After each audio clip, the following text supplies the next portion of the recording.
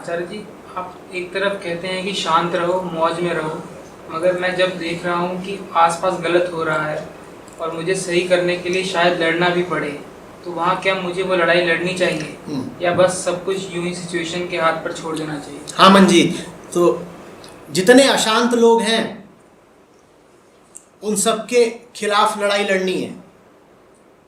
और अशांत लोगों को देख करके मंजीत भी अशांत हो गया है। अब मंजीत के खिलाफ लड़ाई कौन लड़ेगा?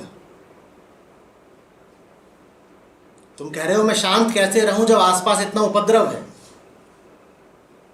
आसपास अशांति है, उसको देख करके तुम भी अशांत हो गए और कह रहे हो मुझे उस अशांति से लड़ना है। तो पहले अगर 10 अशांत लोग थे, अब कितने हैं? 11। इस 11वें के खिलाफ कौन लड़ेगा? आग में आग डाल के आग बुझाना चाहते हो?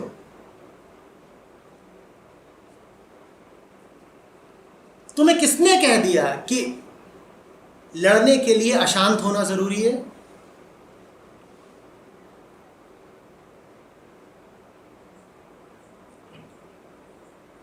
ऐसे सैनिक से बचना जो लड़ने जा रहा हो और अशांत हो।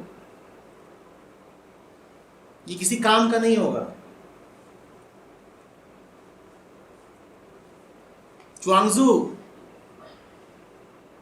की कहानी सुनी है ना, मुर्गे की।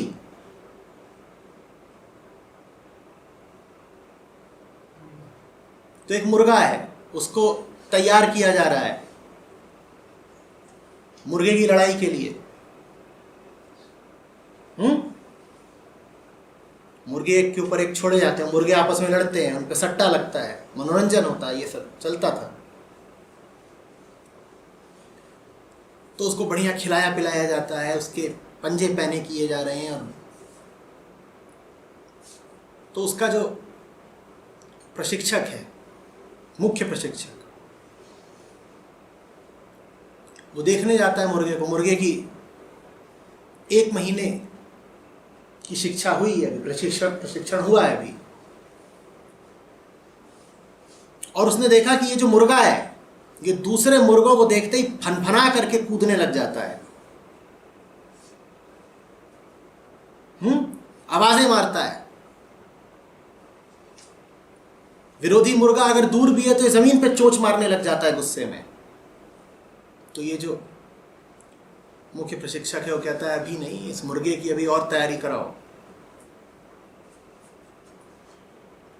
अभी इसकी और तैयारी कराओ, अभी तो ये किसी काम का नहीं है, बहुत पिटेगा।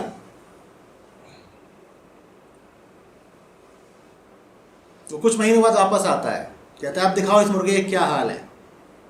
देखता है मुर्गा जो है पहले से थोड़ा ज़्यादा शांत है, लेकिन फिर भी जब विरोधी मुर्गा सामने आता है, दूर से दिखाई देता है, तो ये पंख खड़े कर देता है, पंजा उठा लेता है, इसकी आंखें रक्तिम हो जाती हैं। तो कहता है हाँ अभी भी नहीं, और तैयारी कराओ। फिर कुछ महीनों बाद वो आता है। अब वो देखता है कि आसपास उकसाने वाले, आवाज देने वाले कितने भी दुश्मन मुर्गे खड़े हों, ये मुर्गा चुपचाप अपनी जगह पर एकाग्र खड़ा रहता है। प्रशिक्षक बोलता है अब ये मुर्गा युद्ध के लिए बिल्कुल तैयार है। अब जब ये उतरेगा मैदान में तो इसको देख भर के इसका विरोधी मैदान छोड़ देगा।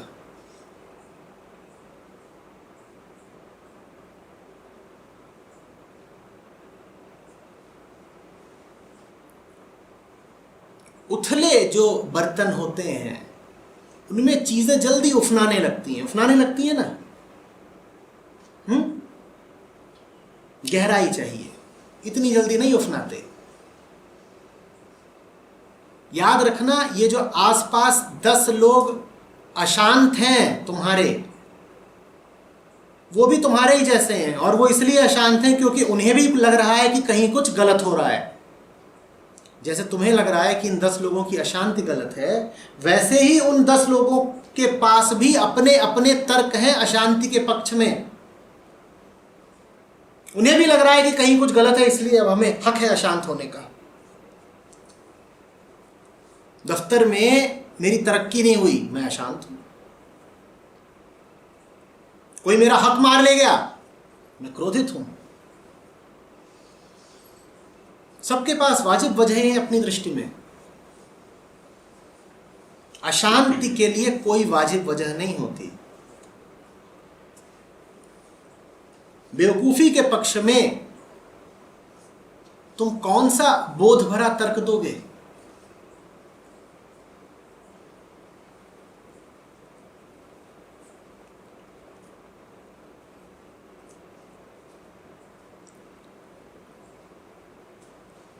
लड़ो, स्थिर होके, शांत होके, मौन होके लड़ो। दुनिया को ऐसे लड़ाकों की बहुत जरूरत है।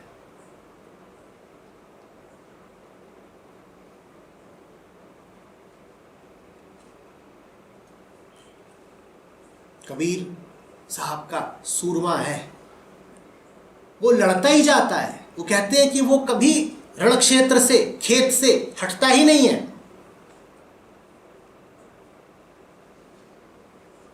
कबीर साचा सूरमा लड़े हरि के हेत, पुरजा पुरजा कट मरे तबहु न छाड़े खेत। ऐसा लड़ाका चाहिए, पुरजा पुरजा कट जाए उसका, अंग अंग कट के गिर जाए लड़ाई में, फिर भी वो लड़ाई से हटे नहीं। और इस सूरमा की पहचान जानते हो क्या है? ये अपनी सारी अशांति पीछे छोड़ के जाता है। ये सर पहले कटाता है, युद्ध में बाद में जाता है। अब अशांत कौन होएगा? ये खोपड़ा ही तो अशांति का गढ़ था, वो इसको ही पीछे छोड़ आया।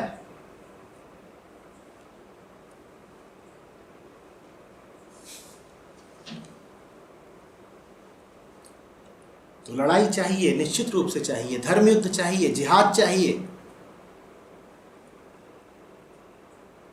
लेकिन वो धर्म युद्ध वही कर सकता है जो बहुत शांत